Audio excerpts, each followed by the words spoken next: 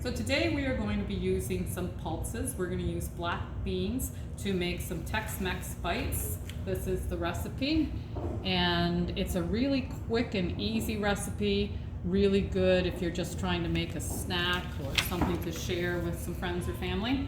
So the first thing you need are some whole wheat tortillas, and you're just going to take about a 3-inch cookie cutter and cut them up. So it works best if you put it on a cutting board and then just turn it so that you get a round. You take that and you just press it down into a mini muffin tin. You want to make sure that you have a good flat bottom on it, so you kind of push out the sides to make sure it's really good. When you cut out your next one, make sure you do it right beside the last one. You don't want to do it over here somewhere and waste that space, so that you can get as many as you can out of each one of your tortilla shells. Okay, so just push that one in too. Make sure you push it so it has a flat bottom. They need to stand up later. So if it's curved at the bottom, it's not going to stand up very well. Okay, so I've already done the rest of these to save time. So now we're going to put them in the oven.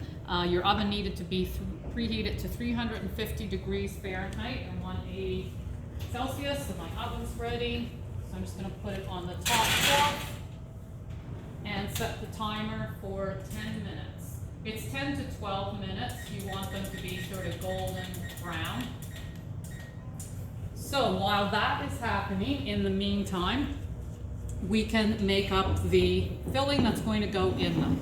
So you're going to need black beans. So I've opened this can, and then you're going to need to take a colander, put your colander in the sink, and just dump your black beans in that. And then you're going to rinse them off. So if you take your can, rinse it a few times. If there's any more beans in there, you'll get them out. And then you're just going to rinse off the beans. So canned beans sometimes have a little bit more salt or sodium in them, and by rinsing them, we get rid of all that. So it's always a good idea to rinse them off. Okay, so once you've got them all rinsed, for this recipe, you only need 1 cup. So I'm just going to take the 1 cup measure and scoop out 1 cup. Okay, so 1 cup of the beans. We're going to put those in the bowl.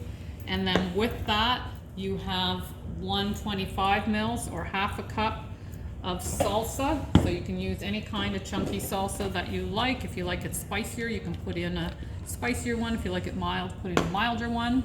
And you need 2 mils of chili powder. 2 mils of chili powder. And then just 125 mils of grated cheese. So I grated on that side. You just dump all that in together. And then you're just going to mix it up with a spoon.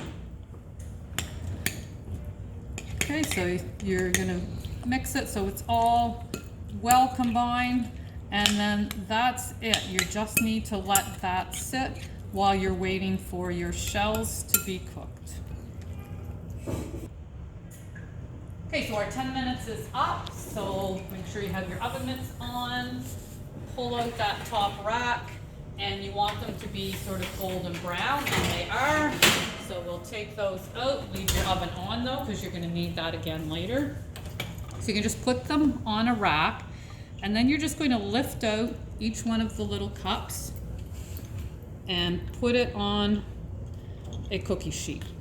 So this is how we're going to bake them next, on the cookie sheet, and that's why you wanted that flat bottom. If it's too rounded, that one's a little rounded, they might fall over.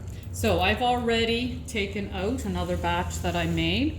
So then you're just going to take your mixture that you mixed up, take a small spoon, and you're just going to fill each cup with that mixture. Try not to get the beans onto the cookie sheet. If you do, they tend to be a little hard to get off there. Okay, so then, being very careful not to dump them off there, you're going to put them back in the oven. So I'm actually going to open it now. so I don't have to open it when I'm carrying these. And then I'm just gonna carry this over and put them on the top rack again.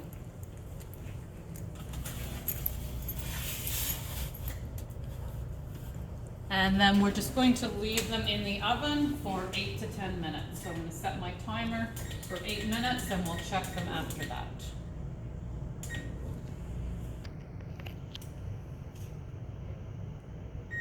Okay, so the timer's gone off, so we'll check them. We just want to have our cheese melted and them be a little bit brown. They look good. So we'll just take them out, put them on the rack to cool a little bit, and that's it. You now have a easy and delicious treat.